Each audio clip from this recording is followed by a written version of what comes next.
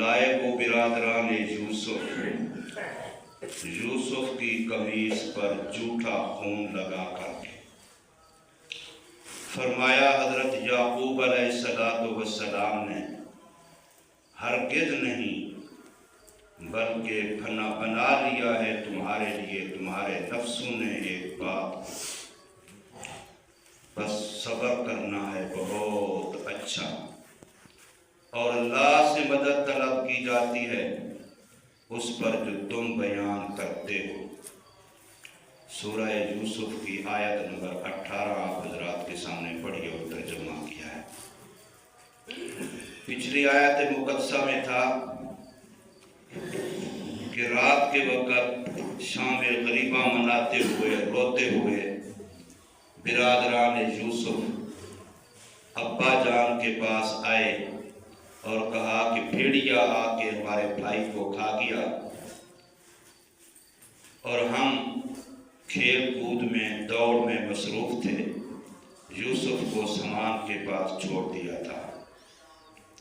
دلیل کے طور پر، ثبوت کے طور پر قمیص لائے، خون آلود۔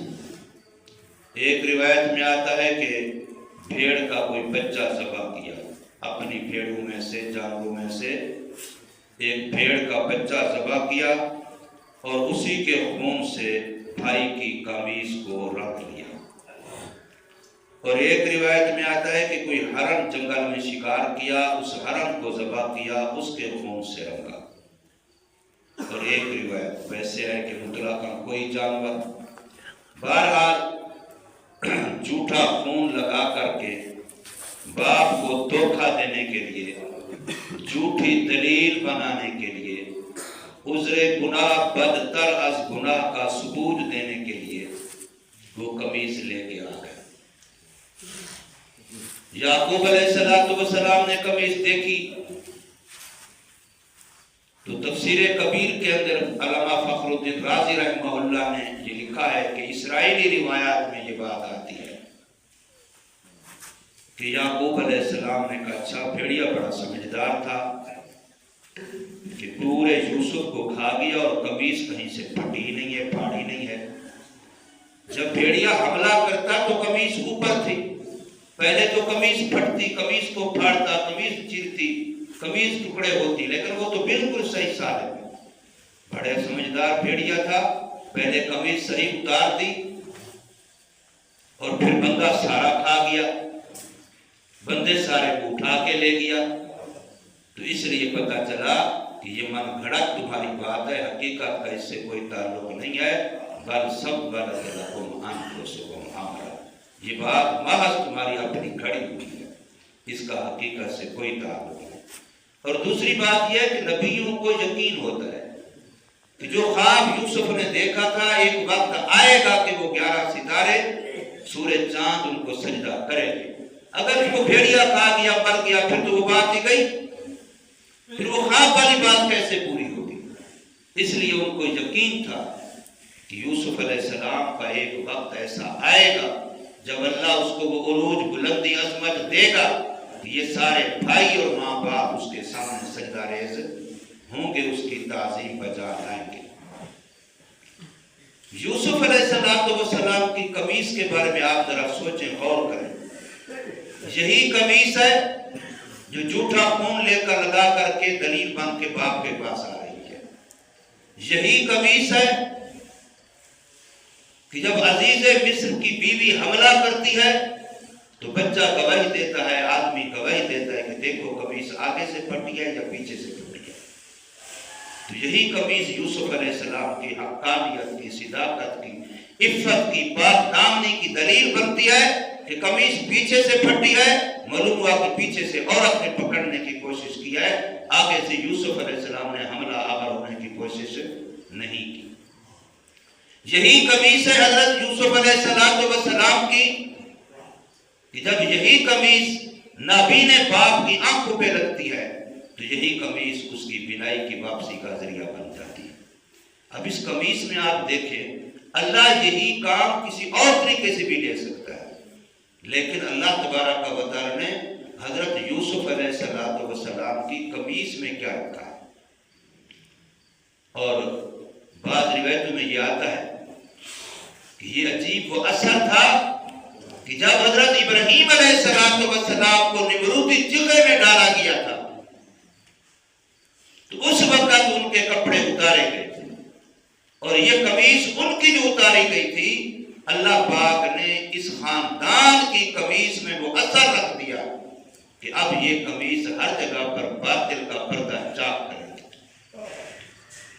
ابراہیم علیہ السلام کی قمیص اتاری گئی، ان کو نمرودی جگہ میں ڈالا گیا، تو اللہ نے اس کی برکت سے ان کو یہ صلہ دیا ہے کہ اس کی خاندان یہ ان کا پڑپوتا بن رہا ہے حضرت یوسف علیہ السلام۔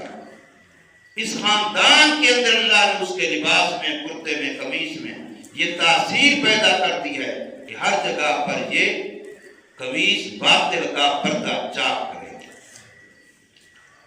تو فرمایا کہ وَجَاءُوا عَلَىٰ قَمِيصِهِ بِدَمٍ كَاذِبٍ، آئے وہ یوسف علیہ السلام کے بھائی یوسف علیہ السلام کی ایسی قمیص لے کر کے، کرتا لے کر کے جس پر جھوٹا خون لگا ہوا تھا۔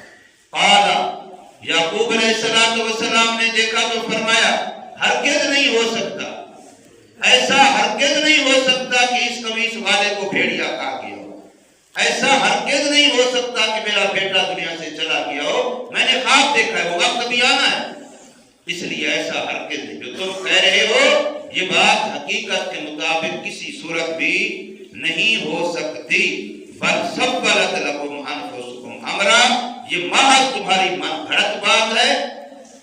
اب ذرا اندازہ لگاؤ بھائیوں کا کتنا زیادہ خونی رشتہ ہوتا ہے، بہن بھائیوں کا کتنا زیادہ مضبوط قریبی خونی رشتہ ہوتا ہے، لیکن حسد ایسی بیماری ہے جو اس خونی رشتے کو بھی قربان کر دیتی، اس کا لحاظ بھی نہیں رکھتی۔ اس لیے کہا گیا ہے کہ حسد بڑے سے بڑے دیندار کو بھی لگ جاتا ہے، بڑے سے بڑے دیندار۔ خانقاہوں میں صوفیاء جب محنت کراتے ہیں، ایک ایک مرید کے ایک ایک عیب کو ختم کرتے ہیں کہ اس سے حب دنیا ختم ہو جائے، حب جاہ ختم ہو جائے، حب مال ختم ہو جائے، کینہ ختم ہو جائے، بغض ختم ہو جائے، فلاں فلاں حسد۔ جب حسد کا نمبر آتا ہے تو سب سے آخر میں یہ حسد جاتا ہے، سب سے مشکل اس سے بندے کا پاک ہوتا ہے۔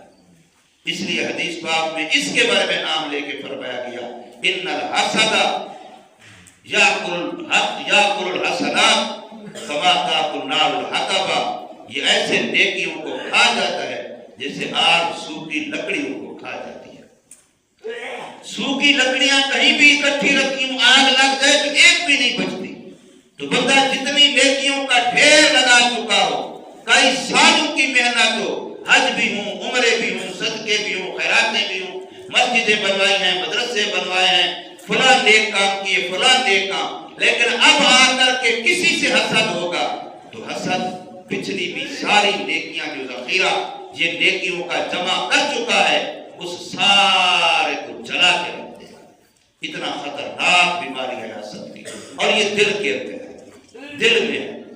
اب بندے کو اس کا سمجھنا بھی بڑا مشکل ہے کہ میرے اندر حسد ہے یا نہیں ہے، اور اس سے ملتا جلتا ہے بہتا، جس کو عربی میں کہتے ہیں، اس کو اردو میں رشک کہتے ہیں، وہ جائز ہے۔ رشک کرنا، غبطہ کرنا جائز ہے، اور حسد کرنا حرام ہے۔ حسد میں یہ ہوتا ہے کہ یہ بندہ اس نعمت کا اہل نہیں ہے، لہذا یہ نعمت اس سے ختم ہو جائے اور میں اس کا اہل ہوں، یہ نعمت مجھے مل جائے، یہ حسد ہے۔ اور اگر یہ ہو کہ وہ نعمت جو اس کو ملی ہے اللہ نے دی ہے، اللہ اس کو مبارک کرے، اللہ اس میں اضافہ کرے، اور اللہ مجھے بھی اپنے خزانہ میں سے دے، یہ رشک ہے، یہ جائز ہے۔ لیکن جب اس کے بارے میں یہ ہوگا کہ اللہ نے اس کو جو دی ہے تو غلط کیا ہے، تو یہ بات اللہ کے تقدیر پر بھی اعتراض ہے، فیصلے پر بھی اعتراض ہے، اور ساتھ یہ کہ اس سے زوال نعمت کی تمنا ہے کہ اس سے نعمت ختم ہو جائے، تو یہ حسد ہے، اور یہ بڑی خطرناک بیماری ہے۔ حضرت یعقوب علیہ السلام نے اس کے جواب میں فرمایا کہ فصبر جمیل۔ اب صبر جمیل یہ موصوف صفت ہے، جملے کا ایک جز بنتا ہے، پورا جملہ نہیں ہے۔ مبتدا بنا لو تو خبر تلاش کرنی پڑے گی، اور اگر خبر بناؤ تو مبتدا تلاش کرنا پڑے گا۔ فصبر جمیل، اب میرا کام صبر ہے، امری صبر جمیل، اب میرا کام اس کے مقابلے میں جو تم نے تدبیر کی ہے، جو تم نے میرے بیٹے کو مجھ سے جدا کرنے کی سازش کی ہے، کوشش ناکام کی ہے، اس کے مقابلے میں صبر جمیل کروں گا۔ صبر جمیل کسے کہتے ہیں؟ صبر جمیل اسے کہتے ہیں کہ جس میں بندوں سے، کسی مخلوق سے کوئی شکایت کی ہی نہ جائے،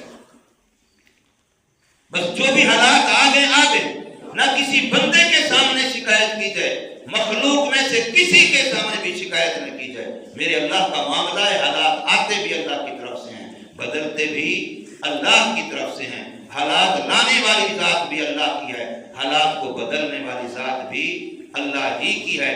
بندوں کے سامنے کوئی شکایت نہیں، کسی سے کوئی شکوہ نہیں، کسی کو کوئی بتانا نہیں کہ میرے ساتھ بھائیوں نے یہ کیا، میرے ساتھ بیٹوں نے یہ کیا، میرے ساتھ ہمسائیوں نے یہ کیا، میرے ساتھ فلاں نے یہ کیا۔ اور ہمارا حال تو یہ ہے کہ جیسے عورتوں کے اندر کوئی بات ان کے دل دماغ میں آ جائے تو جب تک وہ کسی کو بتائیں نہیں، ان کے پیٹ کی مروڑ ختم نہیں ہوتی۔